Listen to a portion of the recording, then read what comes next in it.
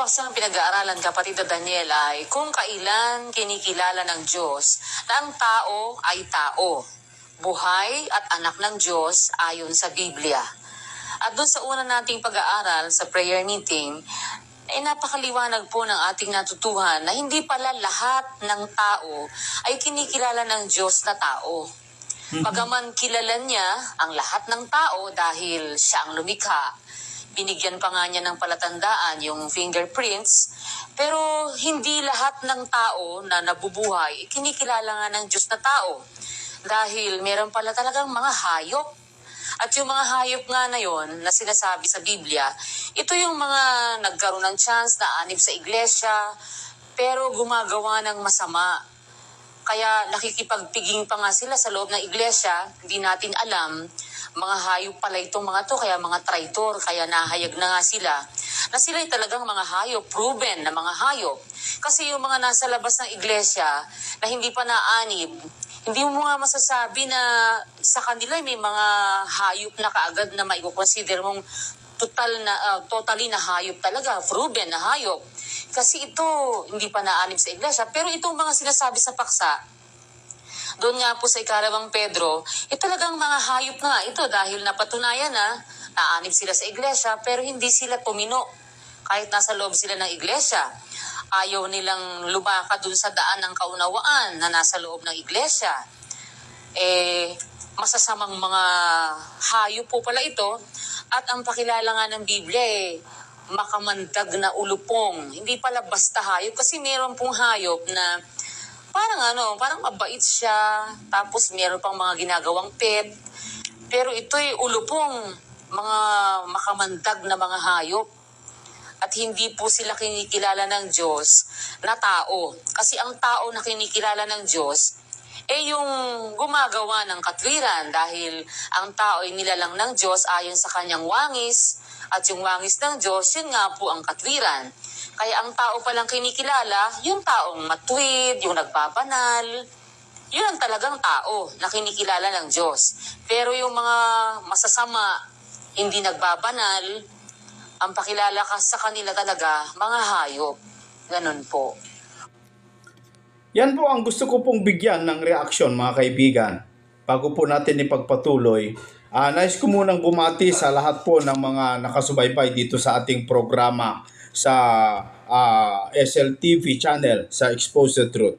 Kumusta po kayo, mga kaibigan? Sana po ay nasa mabuti po kayong kalagayan. Napakagandang paksa po ito na aking gustong bigyan ng pansin. Pero bago po natin ipagpatuloy, gusto ko muna pong basahin itong komento ng isa sa ating mga kaibigan dito sa ating channel na nagngangalang Cornelio Sibulo o Sibulyo. Medyo natawa po ako dito sa kanyang komento. Isa sa ating mga kaibigan na INC ito, no? Ito po yung kanyang komento. Gusto kong basahin, mga kaibigan. Sabi niya, bakit hanggang ngayon ayaw at iniiwasan ninyong i-post ang talatang 1 Timothy chapter 2 verse 5 na pahayag ni Apostol Pablo, sapagkat may isang Diyos at may isang tagapamagitan sa Diyos at sa mga tao, ang taong si Kristo Jesus. Ano ang dahilan? Sabi niya, mga kapatid. So, sabi niya sa atin, bakit daw ayaw natin i-post o iniiwasan nating i-post yung 1 Timothy chapter 2 verse 5, mga kapatid? Alam niyo, mga kababayan, hindi ko po iniiwasan yan. Lagi ko pong binabasa yan, mga kaibigan. Lagi ko pong binibigyan ng paliwanag yan, kaibigan na Cornelio Sibulyo, no? Siguro hindi mo lang napapakinggan o ayaw mo lang siguro pakinggan o ayaw mong paniwalaan yung paliwanag ko tungkol po diyan. Bago po natin bigyan ng reaksyon ito o sagot itong ikinumento ng ating kaibigan, bigyan muna natin ng daan itong paksa na talagang napakaganda, mga kaibigan. Sana po ay mapatapos po ninyo kasi ito yung mga kailangan ng tao na malaman ng mga nagsusuri, mga kapatid. Ito, mga kaibigan, panoorin po natin bago po tayo magbigay ng reaksyon. Ayan ang naging unang bahagi ng ating paksang pinag-aaralan, kapatid na Luz. At ang atin namang naiwang tanong noong nakaraan ay may kinalaman sa kung kailan naman kinikilala ng Diyos ang tao ay buhay. Dahil natapos na natin at naliwanagan na natin kung kailan kinikilala ng Diyos na ang tao ay tao, ang pupuntahan naman natin po ngayon ay kung kailan kinikilala ng Diyos ang tao ay buhay. Yan naman po ang sa tulong ng Panginoon ay atin ngayong ipagpapatuloy na pag-aralan sa pamamagitan ng mga katwiran ng Diyos sa banal na kasulatan. At para po ituro sa atin ang mga bagay na yan, muli narito po ang kapatid na Eli Soriano. Kapatid na Eli. Sa pagpapatuloy po ng ating paksa, mga kapatid, kailan ba kinikilala ng Diyos na ang tao ay buhay? Buhay sa standards ng Diyos, sa pamantayan ng Diyos, para ituring kanyang buhay. Very significant kasi yung salitang buhay sa Biblia. Kasi po, kung babasahin natin, kapatid na Daniel, yung Mateo 22:32, ganito ang sabi ng Panginoong, Ako ang Diyos ni Abraham at ang Diyos ni Isaac at ang Diyos ni Jacob. Ang Diyos ay hindi Diyos ng mga patay, kundi ng mga buhay. Napaka-significant pala, kapatid na Daniel, no salitang buhay. Sa talata, what have you taken? What have you understood? Dito po kasi, kapatid na Eli, nung sabihin po ito, ay matagal na pong physically masasabing patay na po si Abraham at si Isaac at si Jacob. Pero sila po ay hindi kinukonsider pa rin na patay sapagkat ang sabi po sa talata, ako ang wika ang Diyos ni Abraham na noong mga panahon na yun ay physically dead, si Isaac at saka si Jacob. Pero ang kadugtong pong sinabi, ang Diyos ay hindi Diyos ng mga patay, kundi ng mga buhay. Kaya meron po pala ditong punto na dapat na i-consider kung kailan talaga ang isang tao ay considered na patay para sa Diyos at kung kailan naman ang isang tao ay considered na buhay sa harap ng Panginoon. Yun po ang nakuha ko, kapatid na Eli. Impliedly, si Abraham, si Isaac at si Jacob ay buhay para sa Diyos. That is correct po. Bakit? Kasi sabi niya, ako ang Diyos ni Abraham eh. Ang Diyos ay hindi Diyos ng mga patay. Di buhay si Abraham para sa Diyos. Kahit pala ang tao ay patay na physically, kung siya'y sa Diyos, buhay pa rin siya para sa Diyos. Pero kahit pala ang tao ay buhay physically, pagka nagpapakabuyo sa kalayuan, bagaman siya'y buhay, para sa Diyos siya'y patay. So napakahalaga ng logic na makita natin yung biblical logic. Kahit ikaw ay physically buhay, pero kung hindi ka gumagawa ng katwiran, para sa Diyos patay ka eh. Pero kahit physically patay ka, kung ikaw ay taong matuwid bago ka namatay physically, kinikilala ka ng Diyos na buhay kagaya ni Abraham, ni Isaac at ni Jacob. Kasi sabi niya, ako'y hindi Diyos ng mga patay, kundi ng mga buhay. Diyos yan ni Abraham, ni Isaac at ni Jacob. Para sa Diyos, buhay si Abraham. Ano ibig sabihin ngayon ng buhay? Pagka kinilala ng Diyos na ikaw ay buhay, kinikilala ka niya na ikaw ay taong may Diyos. Kasi yung walang Diyos, kinikilalang patay. Yung may Diyos, yung buhay, yun ang may Diyos. Pagka sinabing buhay ng Biblia, ay mayroon siyang Diyos. Mayroon siyang Diyos. Kaya sabi ng Panginoong Hesus, ang Diyos ay hindi Diyos ng mga patay, kundi ng mga buhay. Ano bang kondisyon, kapatid na Daniel, in life para maituring ng Diyos na ang isang tao ay buhay? Nasaan dapat siyang kondisyon? Ito po yung itinuturo po ninyo sa amin na nakasulat dito sa Juan 1 at 4 na ang sabi po, nasa Kanya ang buhay at ang buhay ay siyang ilaw ng mga tao. Kung nasa liwanag po pala ang tao, ay masasabi po pala na yun ay buhay sapagkat nasa Kanya ang buhay at ang buhay ay siyang ilaw ng mga tao. Kaya kung may ilaw po siya, mayroon po siyang liwanag, para sa Diyos po siya ay buhay. So pagka sinabing buhay, nasa isang kalagayan siyang nasa liwanag siya sapagkat yung buhay ang wika, siyang ilaw ng mga tao. Alisin mo yung ilaw, mawawala ang buhay. Yes. Patay ka. Alisin mo ang buhay, mawawala ang ilaw. Nasa dilim ka. So by analysis, by analogy, ang taong buhay nasa liwanag.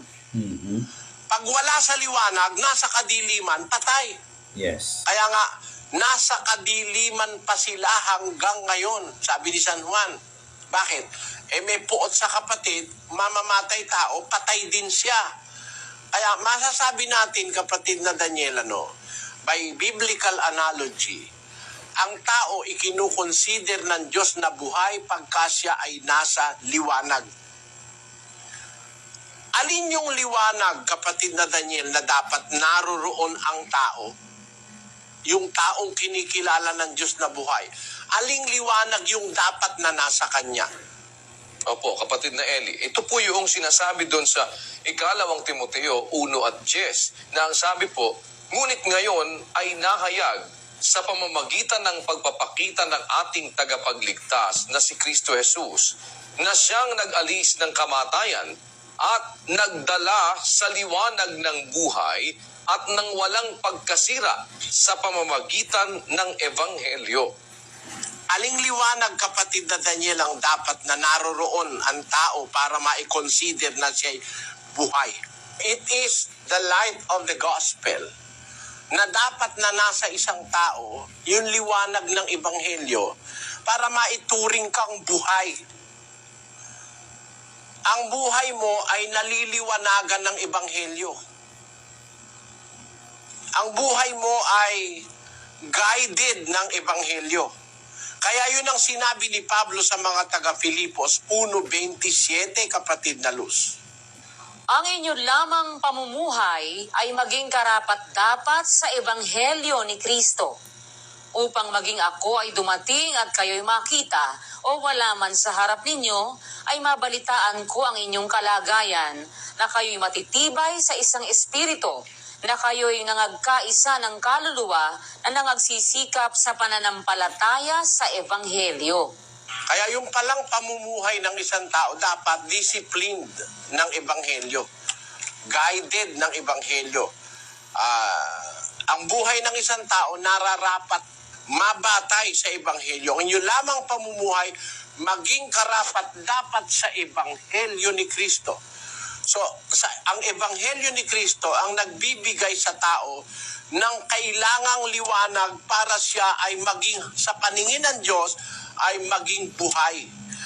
Ang nagbibigay buhay, yung liwanag ng Ebanghelyo sa isang Kristiyano. Yung Ebanghelyo na dapat magliwanag sa lahat ng paraan ng kanyang pamumuhay. Kung i-analyze natin, kapatid na Luz, merong ibang mga kasama tayo sa relihiyon. Wala sa liwanag ng Ebanghelyo ang kanilang pamumuhay. Nandoon yung kampi-kampi, inggit, puot, kompetensya, parang pushing one another to get the place of another person. He doesn't care whether he push you or step on you. Merong ganon. Merong competition. Yan po ang gustong puksain ng Panginoon sa mga relihiyon o sekta, mga kapatid. At yun ay dahil sa mga desires of the flesh, yung mga nasa ng laman, yung mga pagnanasang makatao at makasanlibutan. Nawawala yung liwanag dun sa klase ng mga tao na yon. Nawawala dun sa liwanag ng Ebanghelyo. Kasi kung liwanag ng Ebanghelyo ang ating pag-uusapan, yun ang liwanag ni Kristo yung liwanag ng Ebanghelyo sa 5:14 ng Efeso, kapatid na Luz. Kaya sinasabi niya, gumising kang natutulog at magbangon ka sa gitna ng mga patay at liliwanagan ka ni Kristo. Ayun, yung liwanag na kay Kristo yun eh. At yung liwanag na yun, yung liwanag ng Ebanghelyo. Ang liwanag na daladala ng Panginoong Jesucristo, yung liwanag ng Ebanghelyo, yung aral niya. Kasi yung Ebanghelyo, yun yung aral at katuruan ng ating Panginoong Jesucristo. Yung liwanag na yun ang naglalagay sa tao sa kondisyong buhay. Para kilalanin ka ng Diyos na nando sa kondisyong buhay ka, nananatili ka doon sa liwanag. Na yung liwanag na yun, ang liwanag ni Kristo, yun ang liwanag ng Ebanghelyo. Pagka nandun ka within the scope ng liwanag ng Ebanghelyo, yung liwanag ng aral, kahit magalit ka, nasa liwanag ka pa rin eh. Di ba sabi dun sa Epeso, magalit kayo, huwag kayong magkasala. Huwag lumubog ang araw sa inyong galit, ni bigyang daan ang dyablo. Ibig sabihin, kahit nagagalit ang isang Kristiyano, hindi pa rin lumulubog yung araw, nasa liwanag pa rin. Maski sa pagkagalit, kailangan natatanglawang ka ng liwanag ni Kristo. Hindi ka nagtatanim, hindi ka pumapatay, hindi ka naninira, hindi ka naiinggit, hindi ka nagdadaw ng kapatid, hindi ka manlulupig. Kahit na nagagalit ka, inaalis mo yung galit mo. Hindi lumulubog ang araw sa iyong galit dahil nasa liwanag ka nga ng Ebanghelyo. Pagka yung liwanag ng Ebanghelyo nasa sayo, yun yung araw ng katwiran eh. Nasa aklat ng Malakias 4:2, sisikat ang wika ang araw ng katwiran, the Son of Righteousness. Yun yung liwanag ng Panginoong Hesus, yun yung liwanag ng Ebanghelyo. Yun ang nagpapapanatili sa isang kaanib na itinuturing ng Diyos na buhay. Buhay even beyond the physical death of the body, buhay ka pa rin para sa Diyos. Kagaya ni Abraham, ni Isaac at saka ni Jacob. Kahit namatay ang physical body, buhay pa siya sa Diyos. Bakit? Yung liwanag, yung kondisyon ng pagiging buhay, yung nananahan ka sa liwanag. Yun ang sinasabi sa Biblia. So dito sa paksa na ito mga kaibigan, napakaganda po yung pagkapaliwanag na gusto po ng Diyos para maituturing niya po tayo na tayo ay buhay at hindi po patay. Kailangan mabuhay tayo doon sa kanyang ebanghelyo. Sapagkat kung hindi ka po pala nabubuhay sa ebanghelyo ni Kristo, bagamat ikaw ay buhay mayaman, masigla ang katawan, makisig ang katawan, pero patay ka pa rin sa harapan ng Diyos. Ayon po doon sa sinasabi ng talata na ang nagpapakabuyo sa kalayawan, bagamat siya'y buhay, ngunit sa paningin ng Diyos, siya'y patay. Kaya kung tayo po ay hindi mabuhay sa salita ng Diyos, sapagkat yung salita ng Diyos, yun po yung liwanag na nagbibigay buhay sa mga tao, spiritually, kahit anong mangyari, kahit ikaw man ay mamamatay physically, buhay ka pa rin sa Diyos. Ang ganda, no? At tandaan po ninyo mga kaibigan, dapat ang isang relihiyon mabuhay sa katotohanan. Ang isa sa gusto po ng Panginoong Diyos, mga kapatid, ang gustong iligtas ng Diyos, tao. Tandaan nyo yan. Ang gustong iligtas ng Diyos, tao.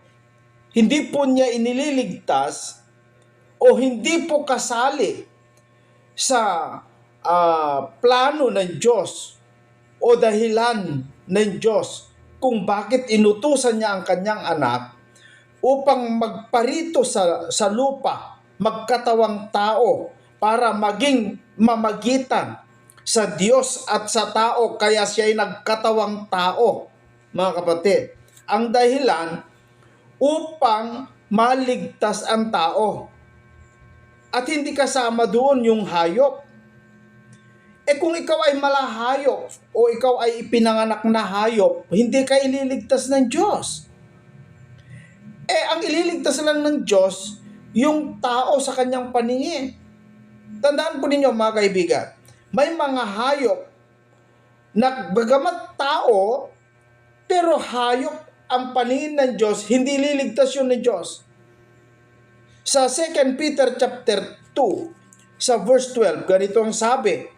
Mayroong mga taong ganito mga kaibigan Datapot ang mga ito, nagaya ng mga kinapal na walang bait, na ipinanganak na talagang mga hayop upang hulihin at lipulin na nagsisialipusta sa mga bagay na hindi nila nalalaman, ay walang pagsalang lilipulin sa kanila ring pagkalipol. May mga naipanganak na talagang ang paningin ng Diyos, mga hayop, hindi liligtas ng Diyos yun. Sapagkat yung kanilang mga gawa ay puro mga masama, puro kalayawan, inggit, puro kasakiman. Wala silang pakialam kung naghihirap ang mga tao. Walang pakialam kung anong nangyayari sa bayan. Basta ang importante makakuha siya ng maleta, mga kapatid. May mga taong mga hayop. At yun ay hindi po ililigtas ng Diyos. Sapagkat ang ililigtas lamang po ng Diyos ay ang tao. Sapagkat naparito ang biyaya ng Diyos. Basahin po natin mga kaibigan. Dito po sa libro po ng Tito, Kapitulo 2 sa versikulo 11, ganito ang sabi. Sapagkat napakita ang biyaya ng Diyos na may dalang kaligtasan sa lahat ng mga tao. So, ang ililigtas lamang po ng Diyos, inutusan niya yung kanyang anak upang magkatawang tao galing sa langit. Mula sa langit, nagkatawang tao upang iligtas ang lahat ng mga tao, hindi kasali hayop. Kung ikaw ay naipanganak na hayop, sobrang katarantaduhan yung ginagawa mo, malahayop ang ugali mo, hindi ka ililigtas ng Diyos sapagkat ang ililigtas lang ng Diyos ay ang mga tao. Ngayon, kapatid na Cornelio Sibulyo, ayon po sa iyong komento na bakit iniiwasan ko daw, bagamat hindi ko iniiwasan, andyan nakalagay mga kaibigan, yung 1 Timothy chapter 2 verse 5 na sinasabi mga kapatid na ang Diyos, sabi po rito, gusto ko pong basahin, no? Dito po sa 1 Timothy chapter asan na yon? Chapter 2 sa verse 5 na ganito po ang sabi. Sapagkat may isang Diyos at may isang tagapamagitan sa Diyos at sa mga tao. Sino? Ang taong si Kristo Jesus. Dito kapatid na Cornelio Sibulyo, wala kang mababasa dito na sinabi na si Kristo ay hindi po Diyos. Wala kang masasabi o mababasa na nakalagay na si Kristo ay tao at hindi Diyos. Wala. Ano nakalagay? May isang Diyos. Isa lang. At may isang tagapamagitan sa Diyos at sa mga tao. Ibig sabihin, wala si Maria, hindi kasali na tagapamagitan. Miski ang mga tao, hindi sila pwede maging tagapamagitan. Maliban lang sa isa. Sino yung isang tagapamagitan na yun? Ang taong si Kristo Jesus. Bakit tao? Akala ko ba'y Diyos? Ang naging tagapamagitan sa Diyos at sa tao, yung laman na tao na ipinanganak ni Maria, yun po yung naging tagapamagitan sa Diyos at sa mga tao. Sa papanong paraan, mga kaibigan? Sa pamamagitan po ng kanyang pako sa krus at sa pamamagitan ng katawang tao ni Kristo dito sa lupa, yun po yung nagsasaysay ng katotohanan sa mga tao. Yun po yung ginamit ng Diyos. Yun po yung ginamit ni Kristo dito sa lupa, yung katawang tao na yon, upang maipahayag yung salita ng Diyos. Sapagkat kung Espiritu siya pupunta rito, paano natin siya makikita? Paano natin siya paniniwalaan? Paano natin siya mararamdaman? Paano natin siya makapiling, makaharap? Kung siya Espiritu. Kung kaya't siya'y nagkatawang tao upang yung kanyang katawan ginamit ng Diyos, ginawang Panginoon, ginawang tagapagligtas, yung tao na yon na ginamit ni Kristo dito sa lupa upang maging tagapamagitan. Pero hindi ibig sabihin na si Kristo yung anak ng Diyos na galing mula sa langit ay hindi po Diyos yun. Hindi ibig sabihin na gano'n. Kundi meron talagang tao. Kasi sabi po dito sa Biblia, mga kaibigan, kung bakit may tao sa John chapter 6 sa verse 38. Makinig po kayo mga kapatid. Ito yung sinasabi kong Diyos. Itong 6:38 ng 1, sapagkat bumaba akong mula sa langit. Sino? Si Kristo. Bumaba. Saan ang galing? Sa langit. Bakit? Ano dahilan? Hindi upang gawin ko ang aking sariling kalooban, kundi ang kalooban ng nagsugo sa akin. So bumaba si Kristo mula sa langit, nanggaling sa langit, bumaba dito sa lupa, hindi upang gawin niya yung kanyang sarili, kundi gawin niya yung kalooban ng nagsugo sa kanya. Pagbaba niya, galing sa langit, bumaba siya. Pumarito siya dito sa lupa. Ano nangyari mga kapatid nung siya'y bumaba mula sa langit? Dito po sa Hebreo kapitulo 10 sa versikulo 5, ganito po ang sabi ng sumulat ng Biblia o ng Hebreo. Sabi dito, kaya't pagpasok niya, sino? Si Kristo. Bakit? Kaya't pagpasok niya sa sanglibutan, saan ang galing? Sa langit. Pagpasok niya sa sanglibutan, ibig sabihin hindi dito nang galing. Pumasok lamang po siya dito sa sanglibutan. Hain at handog ay hindi mo ibig, ngunit isang katawan ang sa akin ay inihanda mo. Pagpasok niya, galing sa langit, bumaba, yun po yung anak ng Diyos, Espiritu po yun, si Kristo po yun. Yun po yung inutusan ng Ama upang magpahayag, upang magpakilala sa Ama. Yun po yung inutusan ng Ama, yung Espiritu yung bumaba mula sa langit. Kung kaya't pagpasok niya sa lupa, sabi po dito sa sanglibutan, may nakahandang katawan, yun po yung ipinanganak ni Maria, doon sa Bethlehem, lumaki, yun yung ipinanganak ni Maria na tao. Pagpasok niya sa sanglibutan, yung Espiritu na anak ng Diyos, isang katawan na nakahanda sa kanya. Doon po siya tumira. Kung kaya't sabi po dito sa 1 John, kapitulo unang 1, kapitulo 4, sa versikulo 2, ganito ang sabi. Dito'y nakikilala ninyo ang Espiritu ng Diyos. Ang bawat espiritong nagpapahayag na si Jesucristo ay naparitong nasa laman ay sa Diyos.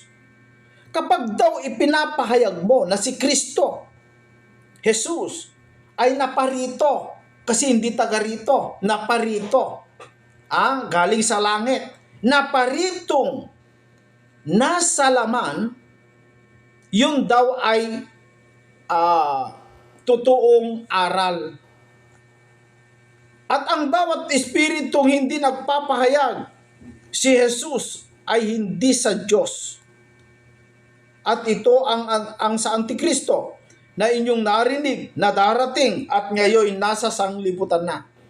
Kapag po pala hindi mo ipinapahayag si Jesus, bilang anak ng Diyos, antikristo ka.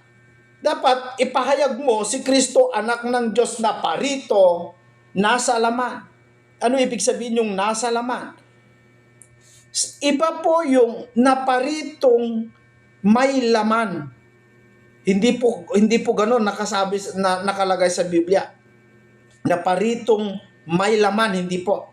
Naparitong nasa laman. Ano ibig sabihin no? Si Kristo po mga kapatid, parang yung naparitong nasa eroplano. Hindi ibig sabihin, si Presidente ay naparitong nasa helicopter. Si Presidente ay naparitong nasa kotse. Yung Presidente, hindi siya yung kotse, hindi siya yung helicopter, kundi nasa helicopter. Ganon din si Kristo, naparitong nasa laman. Hindi siya yung laman, kundi nasa loob ng laman. Yun po kasi yung ginamit ng Diyos. Inihanda ng Diyos. Ginawang Panginoon. Ginawang tagapagligtas. Mga kaibigan at mga kababayan, ng Diyos yung katawan na yon. Kung kaya't sabi ni Pablo, may isa lamang pong tagapamagitan sa Diyos at sa mga tao. Walang iba kundi ang taong si Kristo Jesus. Tama po yun. Walang pagtatalo po ron, mga kaibigan. Bakit? Kasi nung naparito na siya, may nakahandang katawan na kanyang pinasukan, si Kristo ngayon ay nag-aanyong tao na. Yung salitang nag-anyong tao, ayon po dun sa Filipos chapter 2, verse 6 hanggang 7, si Kristo nag-anyong tao.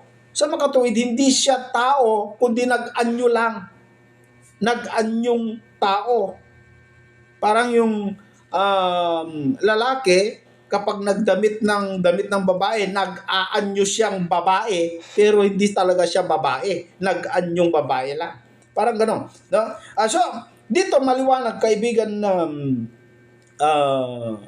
Cornelio Sibulio, na hindi ko po iniiwasan i-post yung talata na yan. Salamat at ipinaalala mo, lalo pang ang nagliliwanag na si Kristo ay tunay na anak ng Diyos na buhay, sapagkat yung mga talata na yan yung nagpapatunay. Bakit tayo naniniwala na si Kristo po ay Diyos? Hindi po ako ang nagpapatunay, kundi ang mga apostol. Sabi po kasi rito sa libro po ng John chapter 1, dito sa verse 1, napakalinaw po. Walang pagtatalo po rito. Sabi dito, nang pasimula siya ang verbo o salita. At ang verbo na yon ay sumasa Diyos. Sumasa Diyos, kasakasama ng Diyos. At ang verbo na yon, sabi dito, ay Diyos. So yung verbo daw, Diyos yon. Ano nangyari doon sa verbo na yon? Dito po sa 14, yung verbo daw na Diyos, mga kaibigan, kasakasama ng Diyos. Sa 14 sabi dito, at nagkatawang tao ang verbo na Diyos. Linaw, no? Yung verbo na Diyos, nagkatawang tao daw. At tumahan sa gitna natin, sabi ng mga apostol. At nakita namin, sabi niya, ang kanyang kaluwalhatian gaya ng sabugtong ng Ama, na puspos ng biyaya at katotohanan. Nakita daw nila yung kaluwalhatian. Yung nagkatawang tao na yun, nakita nila yung kanyang kaluwalhatian, katulad ng kaluwalhatian, yung bugtong ng Ama. Ano ibig sabihin no? Ibig sabihin, yung Espiritu ni Kristo nabubuhay doon sa katawan na nagkatawang tao o yung katawang tao. Nabubuhay yon, kaya nakikita nila yung kaluwalhatian. Tama po yun. Sapagkat pinatunayan niya ni Apostol Pablo dito po sa libro ng unang Timoteo kapitulo 3 sa versikulo 16, mas nilinaw ni Pablo. Dito sabi niya, at walang pagtatalo. O bakit may pagtatalo pa? Dakila ang hiwaga ng pagkadiyos. Nino? Yaong nahayag sa laman. Wala naman ibang nahayag sa laman kundi si Kristo Yaong nahayag sa laman. Dakila daw, walang pagtatalo, dakila ang hiwaga ng pagkadiyos. Niyaong nahayag sa laman. Pinapaging banal sa Espiritu, nakita ng mga anghel, ipinangaral sa mga bansa. At yun yung sinampalatayanan ng sanglibutan, tinanggap sa itaas sa kaluwalhatian. Walang kasing linaw yung talata na yan, na ayon din kay Apostol Pablo, siya yung nagpatotoo. Kaya yung sinasabi mo sa 1 Timothy chapter 2 verse 5, hindi po nagpapatunay yon na si Kristo po ay hindi Diyos. Unang-una, wala kang mababasa doon na si Kristo ay hindi Diyos. Kaibigan na Cornelio Sibulio, no? Dito mga kaibigan, kung gusto mong maligtas, kailangan mabuhay ka doon sa liwanag. Na ang liwanag na yon, yung salita ng Diyos na lumiliwanag at katotohanan. Dapat mabuhay ka doon. Para ang tingin ng Diyos sa iyo ay buhay na buhay. Sapagkat ang ililigtas lamang po ng Diyos ay yung mga taong buhay. Buhay. Buhay espiritual. Sapagkat yung salita ng Diyos na si Kristo po mga kapatid ay nagbibigay buhay. Ayon po dito sa libro ng 1, Kapitulo 6 sa versikulo 63. Ganito po ang ating mababasa mga kaibigan kung atin pong babasahin. Ang Espiritu nga ang bumubuhay. Yung Espiritu daw bumubuhay. Sa laman ay walang anumang pakinabang, pinakikinabang. Ang mga salitang sinalita ko sa inyo, sabi ni Kristo, ay pawang espiritu at pawang buhay. So yung aral ni Kristo, kapag pinapakinggan mo at isinasabuhay mo, buhay na buhay ka sa Diyos. At ang ililigtas lang ng Diyos ay yung mga taong buhay, sapagkat ang Diyos ay hindi Diyos ng mga patay, kundi Diyos ng mga buhay. Kaya kailangan mabuhay po tayo sa espiritu o sa salita ng Diyos para hindi po tayo hayop sa paningin ng Diyos. Yan po ang maliwanag mga kapatid. Kaya sana po yung mga nanonood, nagkaroon po tayo ng liwanag, mabuhay po tayo sa liwanag.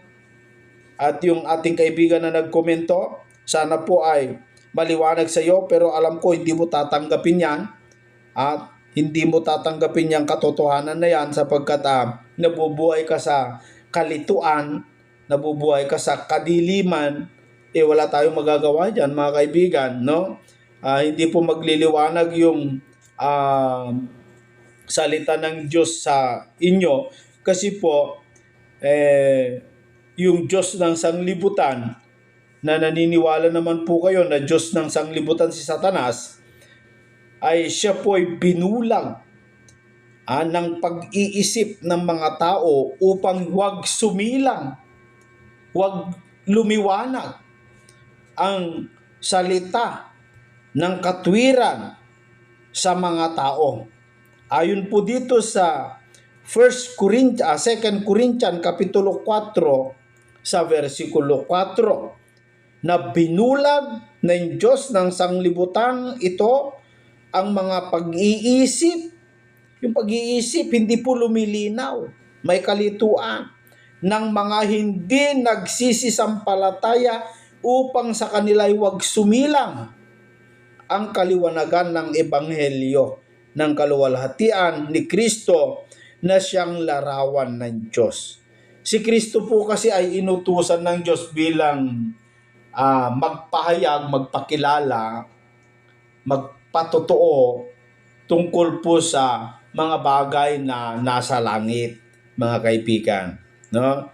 Kaya nung inutusan ng Diyos si Kristo dito sa lupa, bumaba naman si Kristo at pagpasok niya sa sanglibutan, may nakahanda na katawan na yun po yung kanyang tinirahan. Yung katawan na yon, gawa ng Diyos po yon. Holy po yon, kasapagkat ang Diyos ang gumawa. Walang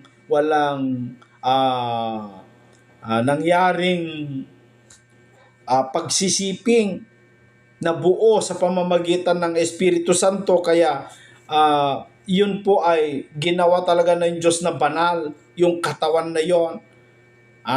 Kaya mga kaibigan, dun tumira ang Panginoong Jesucristo. Yun po yung ginamit bilang katawang tao dito sa lupa para magpahayag, ipakilala ang Diyos sa atin. Yun po yung maliwanag na malinaw naman mga kaibigan. Okay? Hanggang sa susunod po mga kapatid, hanggang sa muli, magkita-kita muli po tayo dito sa ating programang Expose the Truth. Maraming salamat sa lahat na nakasubaybay lagi at yung mga nakapag-subscribe, salamat po sa inyong lahat. Hanggang sa muli po.